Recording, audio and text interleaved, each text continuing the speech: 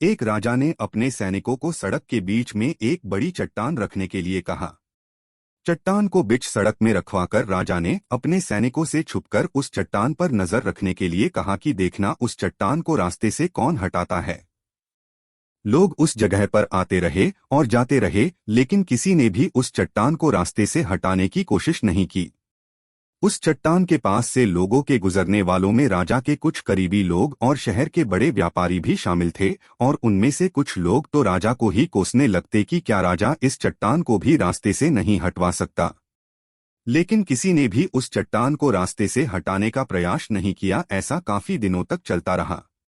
एक दिन एक किसान अपनी सब्जियों के साथ उधर से गुजर रहा था। उसने चट्टान को रास्ते में पड़े देखा और सोचा कि सबको इस चट्टान की वजह से कितनी तकलीफ हो रही है। उसने अपनी मजबूत लाठी से उस चट्टान को एक तरफ धकेलने की कोशिश शुरू कर दी।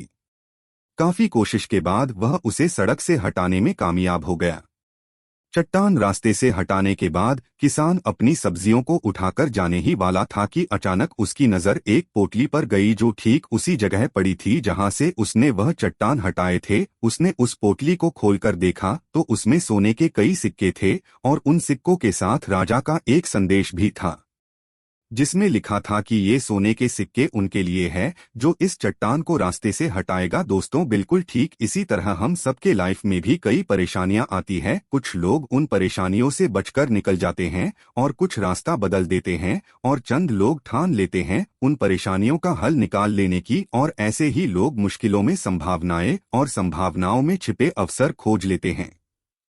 मजबूत इरादे और नेक दिल के साथ किए गए कोशिशों के परिणाम हमेशा ही अच्छे आते हैं। इसीलिए जीवन के परेशानियों से घबराओ मत, बल्कि उन परेशानियों को हल करने की कोशिश करते हुए जीवन सफर में आगे बढ़ते रहो।